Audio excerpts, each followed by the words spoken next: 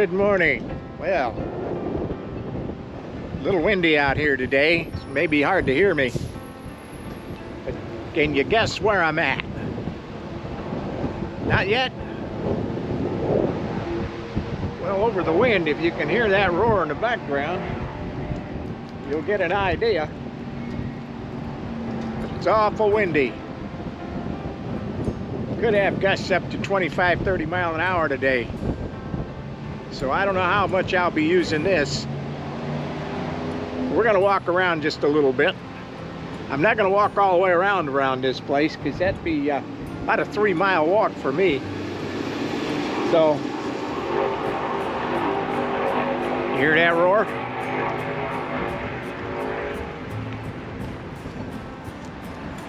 You look down there, there's a footbridge, goes over to the shopping area where all the food places are, shopping.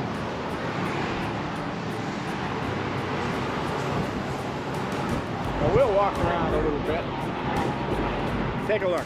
Daytona International Speedway's history began in 1902 with the Daytona Beach Road Course set at the A1A highway on South Atlantic Avenue. In 1936, a local racer organized a 3.2-kilometer course that hosted 2 primitive races along the sand. Track was built in 1959 by NASCAR founder William Bill France Sr. Well, instead of walking around this track, I guess I'll maybe take a tour. By the way, this is not a museum. This is an archives. Research, a climate-controlled vault, 70 degrees, 40% humidity, holds 5 million photos, negatives, and thousands of feet of racing film. This is not open to the public. The only way you can get in here is with a VIP pass. I was lucky enough to have a pass this day and got in to see this. Now this is usually just storage, but they have brought it out, brought stuff out, much of it, so that we can see it. But there's much more that's not viewable, not to the public anyway. That car was airborne. Land speed record, and on Daytona Beach, he went airborne. This is Bill France Sr.'s, a replica of his office, and they have taken much of his memorabilia that he had in his office and put it on display here. This is what his office, pretty much what it would have looked like, but there are a lot more items that they couldn't fit in here. Well, Dale Earnhardt and Dale Earnhardt Jr. This is the library section of the archives.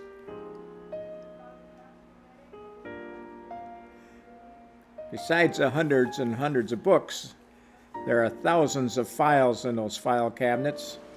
Oh, by the way, that's a picture of the tunnel, the first tunnel that was built.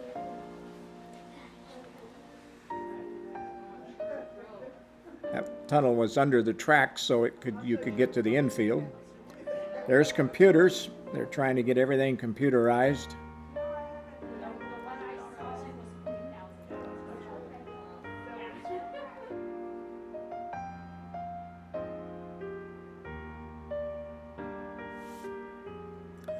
Bill France Sr. recognized right away that there was stock car racing all over the country. Oh, that's what I want, one of those. The problem was each track had its own championship and its own rules. Here we have stopped, unloaded the bus on the parking lot to look out to watch the shuttle, I should say, spacecraft take off. Unfortunately, because of cloud cover, we could not see it all. Some karting events. Rumor has it that one of these 2 ponds is the world's fastest alligator. So fast though, don't worry, I have the next best thing here. We're going to go at a high rate of speed down an extremely steep hill underground. So feel free to raise your hands and scream as we do this thrill ride. Please no vomiting on my bus.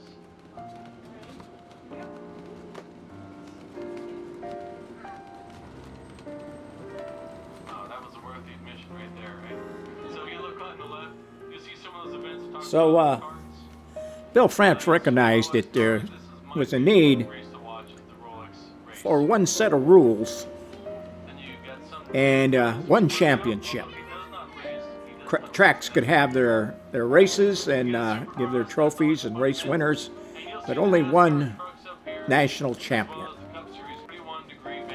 He put together a bunch of the promoters, track owners, and NASCAR was born. One rule book. Original rule book was 2 pages. Rule book today is just that, a book, a full book of rules. 200 miles an hour, front to back, side by side.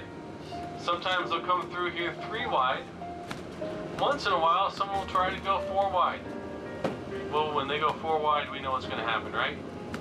Someone's going to end up in that wall. Well, that wall is what we call the safer barrier. That stands for steel and foam energy reduction.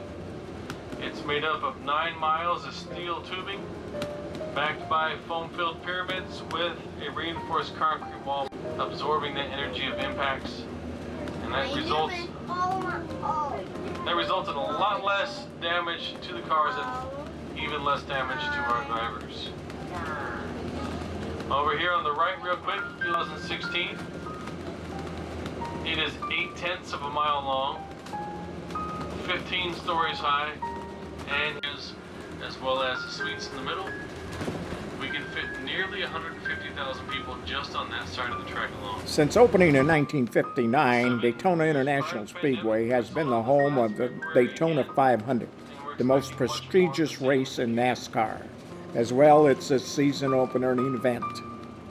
In addition to NASCAR, the track hosts many other events, many other races, and many other tracks within a track.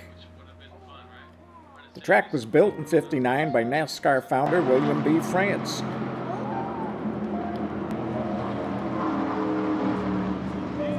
His bank design permitted higher speeds and gave fans a better view of the cars. Lights were installed in 1998. Speedway has been renovated 4 times. Last renovation was completed in 2016. This, by the way, is the Media Center. Sunoco station. So the Sunoco is the official fuel of NASCAR.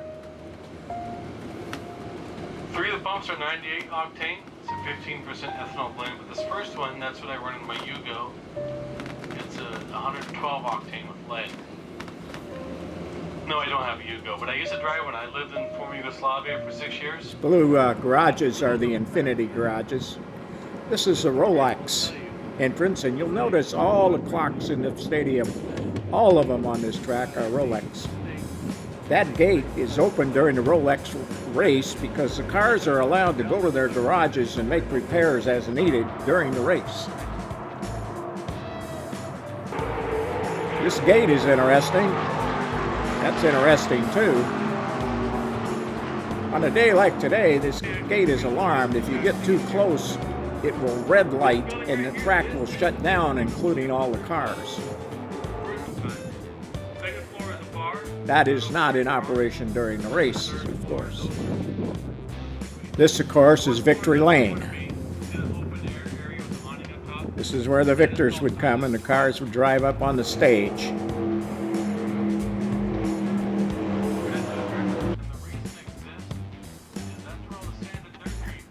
That dirt is piled up. They're getting ready for a motocross. That's a motorcycles race. Once before anybody else, and that guy happened to be Dale Earnhardt Sr. The backstretch is banked at 3 degrees. There is no flat part, no level part. But I'm gonna around the track. But more interesting to me are those boxes at the bottom of the banking. 37 miles an hour. Advent Healthcare. They sponsor our first fan entrance. And that giant pile of rocks, well, that's a misting waterfall during our events. And from there, we're making our way down the Advent Healthcare Trail. It's on the other side, that massive Daytona International Speedway sign. It's 355 feet long, and the letters in Daytona are 13.5 feet tall. This building here is, the roof is made of solar panels. I'll meet you up here by, And I can only tell you that the number's in the hundreds. Going right over there.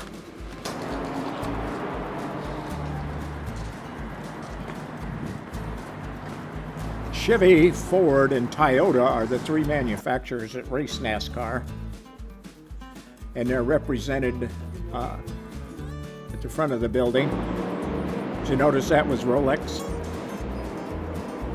Well, this is down, and this is the President's area. You have to have a high roller. You have to be a high roller to get here. And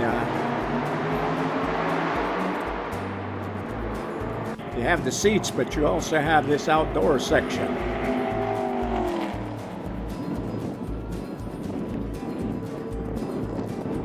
They are prime seats.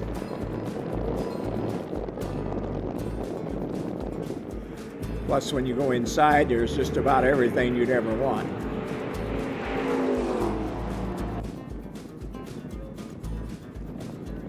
Now, what these guys are doing, these are professional drivers, but they will take you out on the track.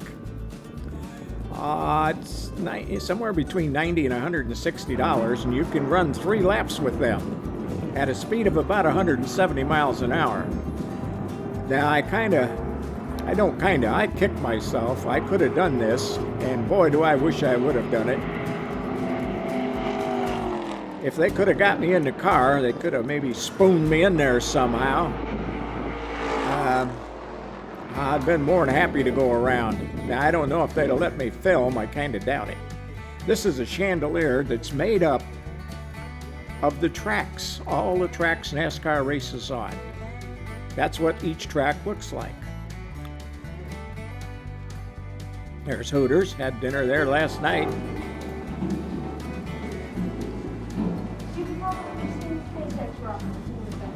And there's those solar panels.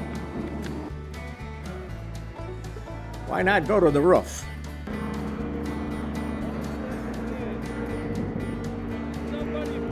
This is where the spotters stand.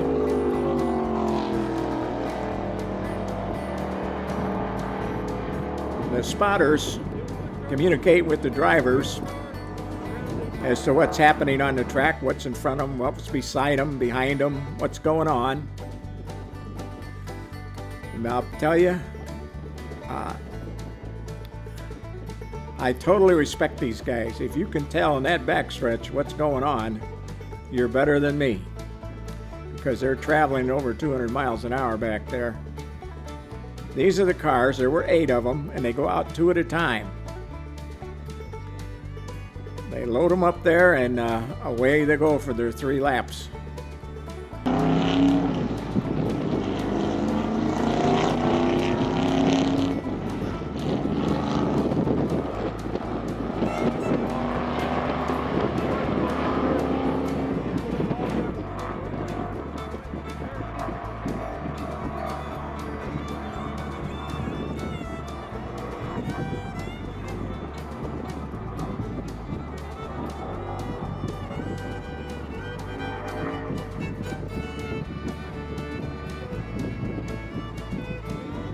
Took a little practice with the camera to be able to follow these cars. Yeah, I lost him there a little bit.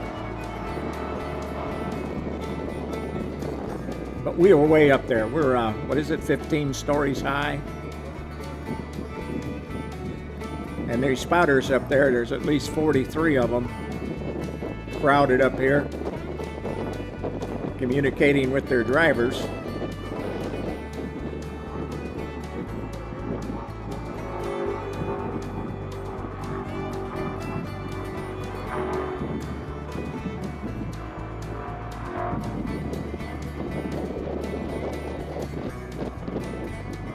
That banking is so high, it kind of throws you.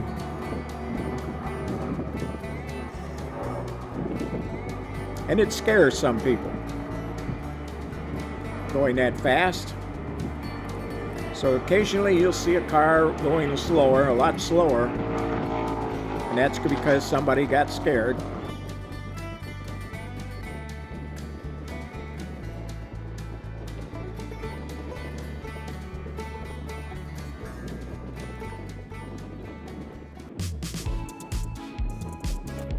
There's that Rolex entrance, Victory Lane. That's where the flag guy with the flags goes. So we got a car going out here, and we got a second car going out. You'll notice that first car, that red one's not getting up on the track yet. He's not getting up to speed at all. So somebody in there is reluctant to go that fast.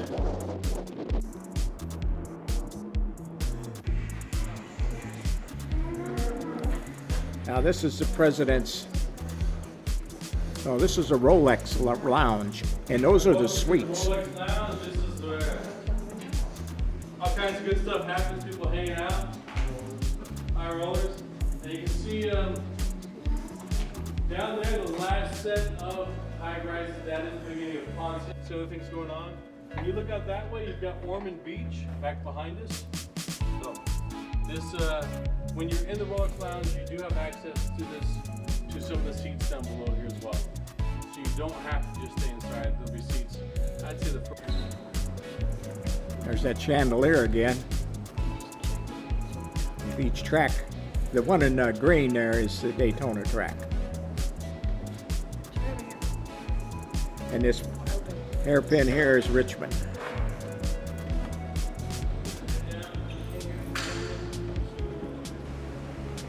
Notice they're all Rolex.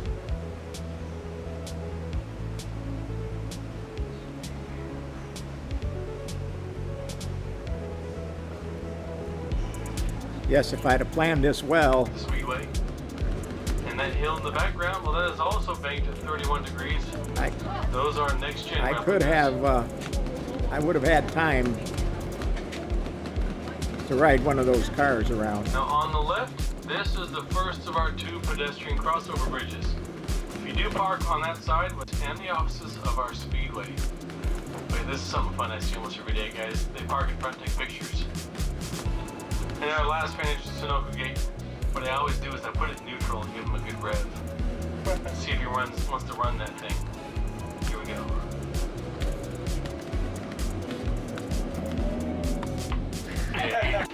These are our 2 original tunnels back from 1957.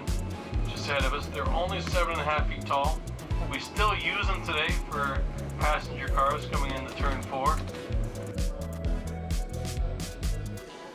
This is the winning 2022 car. What I'm looking at here is the new wheel. Instead of the old 5 lug nuts, we went to a racing wheel and a way to fasten those wheels on. Here's one of those pedestrian bridges that goes over the shopping areas. And this bridge, this is the second one, this is the Dale Earnhardt Bridge. And that goes right over to the Bass Pro Shop.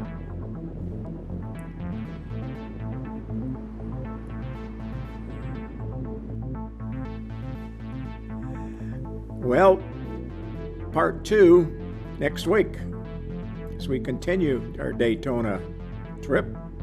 See you then.